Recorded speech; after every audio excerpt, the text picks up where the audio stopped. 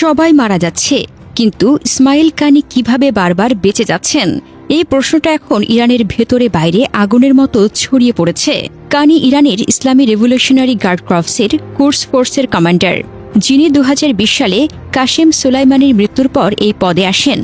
Khamenei নিজে তাকে পবিত্র প্রতিরক্ষা যুদ্ধের সবচেয়ে বিশিষ্ট কমান্ডারদের একজন বলে অভিহিত করেছিলেন, কিন্তু সাম্প্রতিক ঘটনায় বিশেষ করে খামেনির মৃত্যুর পর কানির বিরুদ্ধে গুরুতর অভিযোগ উঠেছে যে তিনি একজন বিশ্বাসঘাতক, যিনি আমেরিকা ইসরায়েলকে গোপন তথ্য সরবরাহ করে খামেনির অবস্থান প্রকাশ করেছেন।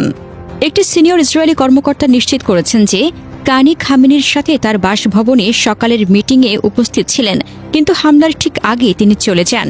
এটিকে অনেকে কাকতালীয় নয় বলে মনে করেছেন, বরং পরিকল্পিত বিশ্বাসঘাতকতা। একইভাবে 2024-25 সালের বিভিন্ন হামলায় যেমন হিজবুল্লাহ নেতা হাসান নাসরুল্লাহর মৃত্যু, কানি উপস্থিত থেকেও অদ্ভুতভাবে বেঁচে যান, তখন অন্যরা নিহত হয়। 2024 সাল থেকেই কানির বিরুদ্ধে ইরানিরা অভিযোগ তুলছেন যে তিনি ইসরায়েলের গুপ্তচর, যিনি নাসরুল্লাহ, ইসমাইল হানিয়ে সহ অনেক নেতার মৃত্যুর পেছনে দায়ী। তাকে জায়নিস্ট স্পাই বলে অভিহিত করা হয়েছে। একটি রিপোর্টে বলা হয়েছে তিনি ইসরায়েলের যুদ্ধকক্ষে বসে তথ্য পাঠিয়েছেন, যা খামেনির মৃত্যু নিশ্চিত করেছে। আরও অভিযোগ যে খামেনির চারপাশের সব উচ্চ পদস্থ কর্মকর্তা নিহত হয়েছেন, কিন্তু কানি বারবার বেঁচে গেছেন, যা কাকতালীয় নয় বরং পরিকল্পিত। এক্স এবং সোশ্যাল মিডিয়ায় এই অভিযোগ ছড়িয়ে পড়েছে। উদাহরণস্বরূপ, একটি পোস্টে বলা হয়েছে কানি খামেনির অবস্থান ফাঁস করেছে, কেন তাকে লক্ষ্য করা হচ্ছে না? আরেকটিতে তিনি ইরানের শত্রুদের কাছে গোয়েন্দা তথ্য লিক করেছেন। ইরানের ইতিহাসে এমন বিশ্বাসঘাতকতার ছায়া নতুন নয়। মির্জাফরের মতো চরিত্র বারবার ফিরে আসে যখন জাতি দুর্বল মুহূর্তে থাকে।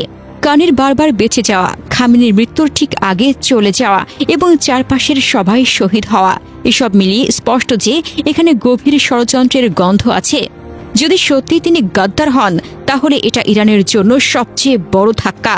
কিন্তু ইরানের মানুষের ঐক্য ও প্রতিরোধের ইতিহাস বলে যে এমন বিশ্বাসঘাতকদের ঝেড়ে ফেলে দেশ আরও শক্তিশালী হয়ে ওঠে। খামেনির শাহাদাতের পর ইরান এখন অন্তর্বর্তীকালীন নেতৃত্বে চলছে নতুন সর্বোচ্চ নেতা নির্বাচনের পথে। এই সংকট থেকে উঠে দাঁড়ানোর জন্য দরকার অভ্যন্তরীণ শুদ্ধি, গাদ্দারদের চিহ্নিত করে বের করে দেওয়া। ইরান আরও শক্তিশালী, আরও ঐক্যবদ্ধ হয়ে উঠবে এই মির্জাফরদের রক্তাক্ত হাত থেকে মুক্ত হয়ে। এর আগে 28 ফেব্রুয়ারি 2026 তারিখে ইরানের সর্বোচ্চ নেতা আয়াতুল্লাহ আলী খামেনি, বয়স 86, তেহরানে তার কম্পাউন্ডে আমেরিকা ও ইসরায়েলের যৌথ বিমান হামলায় নিহত হন।